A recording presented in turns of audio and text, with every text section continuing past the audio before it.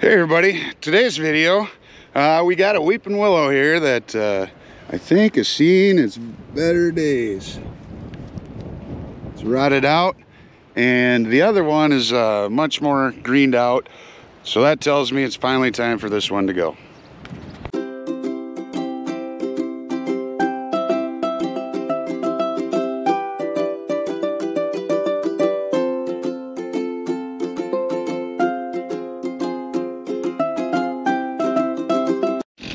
Okay, we'll get at it. I'll start cutting her up and we'll see how this goes.